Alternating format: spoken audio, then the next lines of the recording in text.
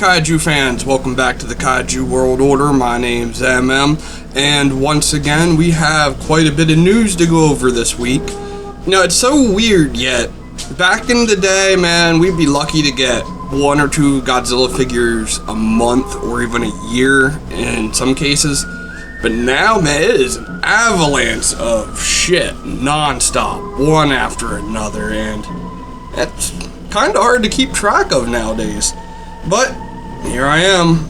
So, San Diego Comic-Con is coming up right around the corner, and we have had some exclusives shown off by companies like Super 7 and Monster Arts. Starting with Monster Arts, they are releasing another convention exclusive minus Godzilla beam version, only this one doesn't have the Shinden. I don't understand why they keep doing this. The Atomic minus Godzilla should be a shoo-in for sales if it was just a regular release. I can understand like including the Shinden as a unique accessory because not everybody really has a big desire for a Shinden, but why is this the second release in a row of a convention exclusive Monster Arts minus Godzilla with a beam, especially when the minus Godzilla beam actually does look kind of cool. I would actually wouldn't mind having this version, assuming the paint would be better than the standard one. And then Super 7 has unveiled a lot of cool things here, including a Blazing Godzilla. This is also another -1 repaint. It's done in the same vein as their previous Heisei Godzilla that they did in blazing colors like this also. If you don't have the Heisei one, I could definitely recommend picking this one up. It looks cool. I just don't really see the need for it having the Heisei one.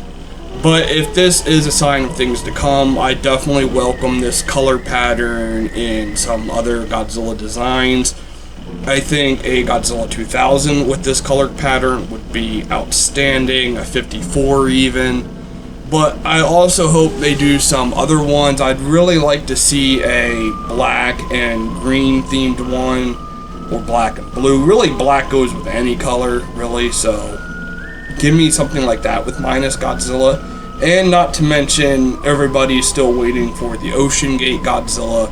Still crossing my fingers we get that here soon.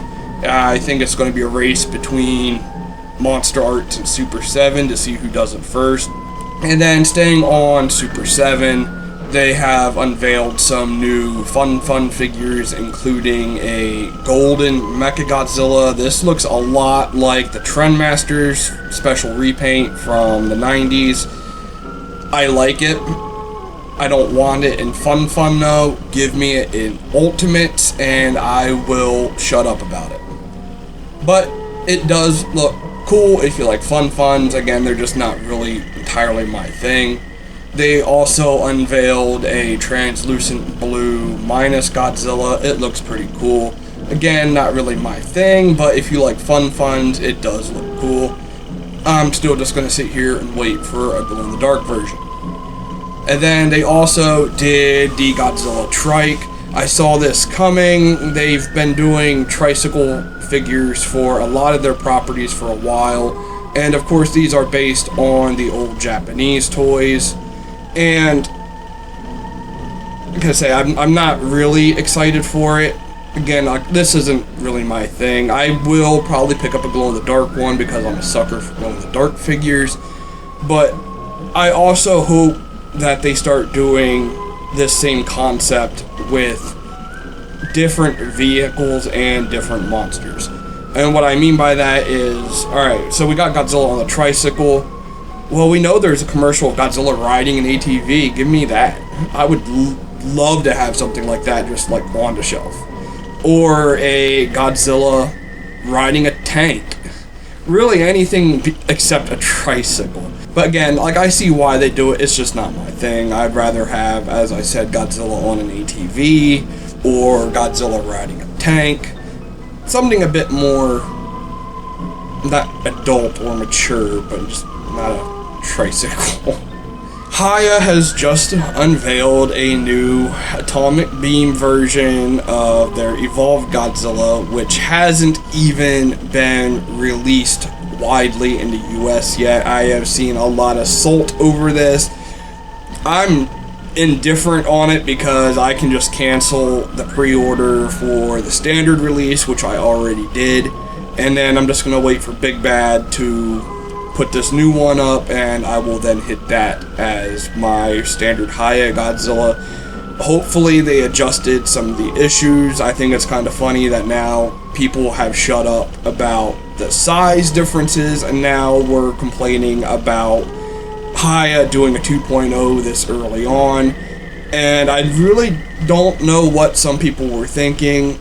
I get that you don't like it, but this was obviously going to happen. HIYA's been listening to complaints and issuing repaints and reissues and resculpts time and time again now. Is it annoying? A little bit. But this is also a case of, well, be careful what you wish for, because, well, everybody was complaining about Evolved. Here's your 2.0. It happens. Welcome to the hobby. It's not going to stop. And then going on to CCP, the little mini-sized figures at almost $40 a pop. I do not collect all of them either, but I do like seeing the different repaints they come up with, and just like last year they have done a new announcement for some summer-themed ones, including red, white, and blue Hedra and Godzilla 64.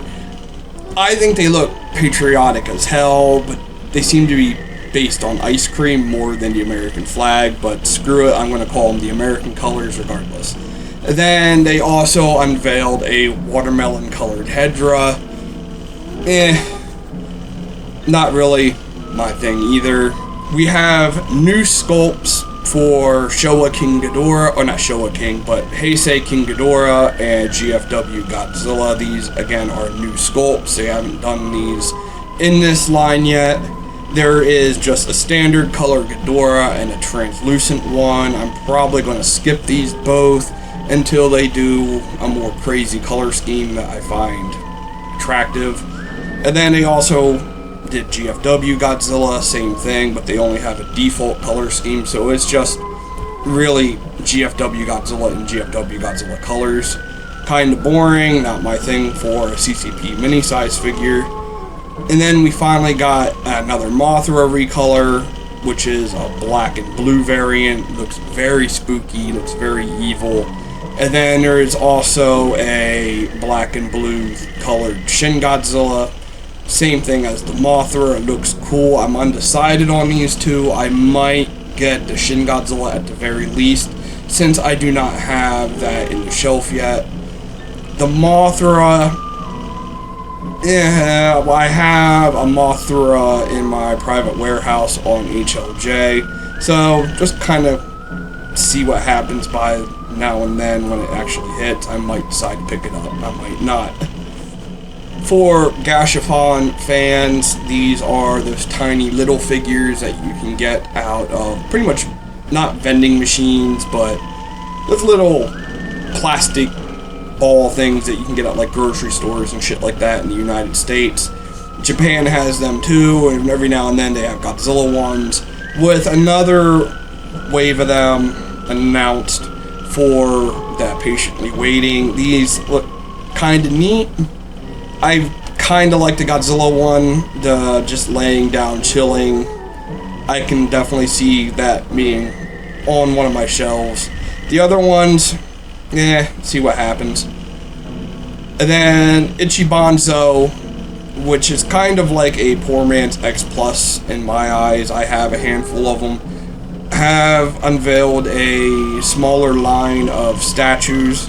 They are going to be about 7.5, 8 inches tall, and they are doing Space Godzilla, MechaGodzilla 75, and Shin Godzilla with his split jaw. These all look tremendous. If I didn't have any of the other Ichibanzos or some of the X Pluses of these guys, I would definitely be picking them up. They are much more affordable than your standard figures of this quality.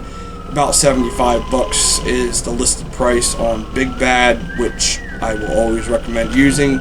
Along with those 3 new figures, they are doing some new magnets.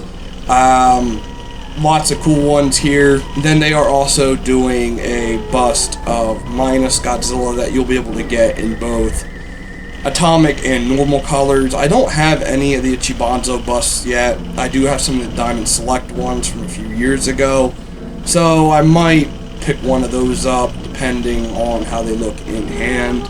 But Ichibanzo doesn't normally drop the ball on them, so what you normally see advertised is generally what you do get. Of course, there's always been exceptions. Takashi Yamazaki, the director of Godzilla -1, has also been tapped to direct the next Godzilla the Ride, just like he did the previous one before -1.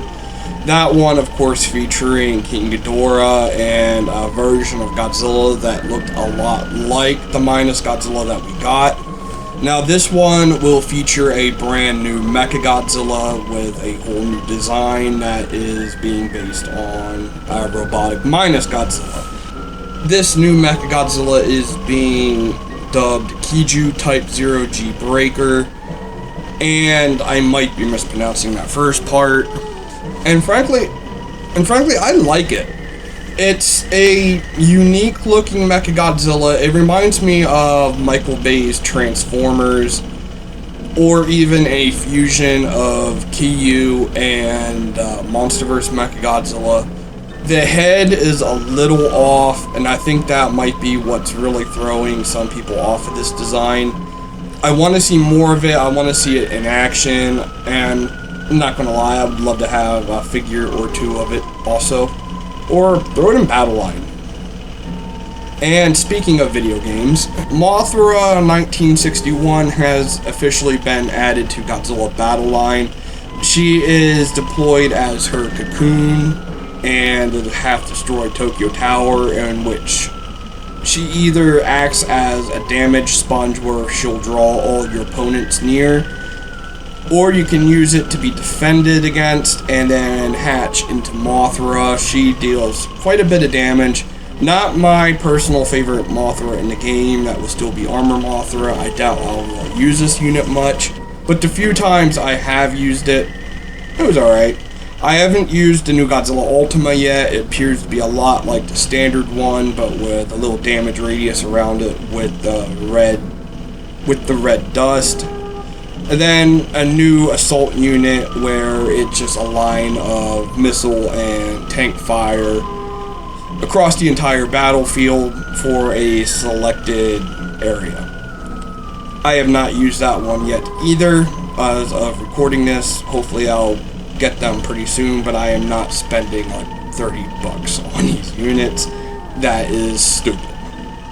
And just to top this all off, a quick reminder that Ultraman Omega, the next live-action series in the long-running Ultraman franchise, will be starting tomorrow, or if not tonight because of the Japanese time differences, but it will be debuting on July 5th, and definitely check that out. I love Ultraman. If you can't tell by the monster behind me, love this franchise.